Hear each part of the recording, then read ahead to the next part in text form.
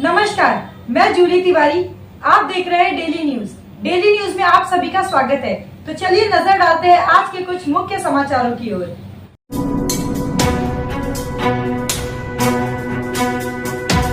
महाराष्ट्र में महिलाओं को सुरक्षा दी जाए, अंबरनाथ राकापा की ओर से किया गया आंदोलन। महिलाओं को लाडली बहन योजना नहीं चाहिए, महिलाओं को सुरक्षा दी जाए। अंबरनाथ राष्ट्रवादी कांग्रेस ने महिलाओं की सुरक्षा को लेकर गुरुवार को निषेध आंदोलन किया। मुख्यमंत्री ने लाडली बहन योजना शुरू की है, तो दूसरी ओर राज्य में महिलाओं की सुरक्षा खतरे में आ गई है। पुराना शील फाटा के पास महिला पर अत्याचार करके उसकी हत्या कर दी गई। राज्य में अब महिला सुरक्षित नहीं है। महिलाओं पर हो रहे अत्याचार को लेकर राष्ट्रवादी कांग्रेस एवं महिला राकापा की ओर से शहर पूर्व मोतीराम पार्क में निषेध आंदोलन करके नारेबाजी की गई।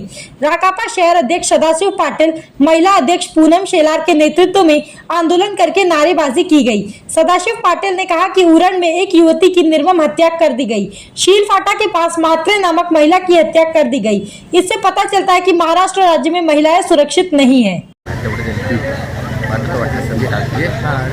मामा काय सांगाल, उरणमध्ये हत्या प्रकरण झाले, त्यामध्ये आरोपीला अटक केली, मात्र आपली मागणी आहे की त्या आरोपीला फाशी देण्यात यावी, नेमकी काय मागणी? हो बरोबर आहे। बघा ना, एक उरणला शिंदे कुटुंबावर जो घाला घातलेले, ज्या मुलीवर अत्याचार करून तिची हत्या करण्यात आलेली आहे, त्याचप्रमाणे म्हात्रे परिवार म्हणून इकडे आपल्या शिलफाटाच्या मंदिरावर एक हत्या झाली। म्हणजे वरावर या हत्यांचा सूत्र चालूच आहे। मला एवढंच म्हणायचं आहे सरकारला, तर तुम्ही लाडकी बहीण ही योजना आणतायत आणि 1500 रुपये त्यांना महिन्याला द्यायला लावतात तुम्ही। मी तर असं म्हणेन काही 1500पेक्षा त्यांचा जीव वाचवा हो।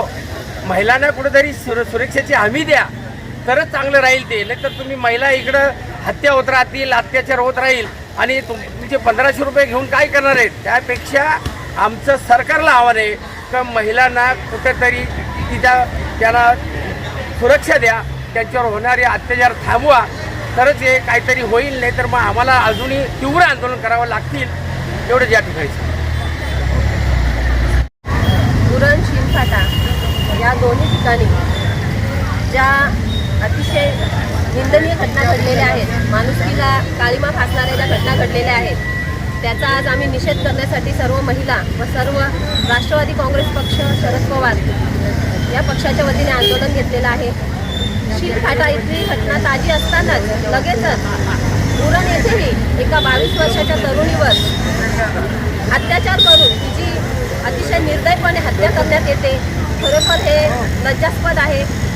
आज राज्य शासन एकीकडे लाडकी बहीण योजना ही मोठ्या दिमागामध्ये राबवत असताना जर माझ्या ह्या महिला भगिनी जर देशात आणि राज्यात सुरक्षित नसतील, तर ह्या लाडक्या बहीण ह्या योजनेचाच आम्ही काय करायचं महिलांनी?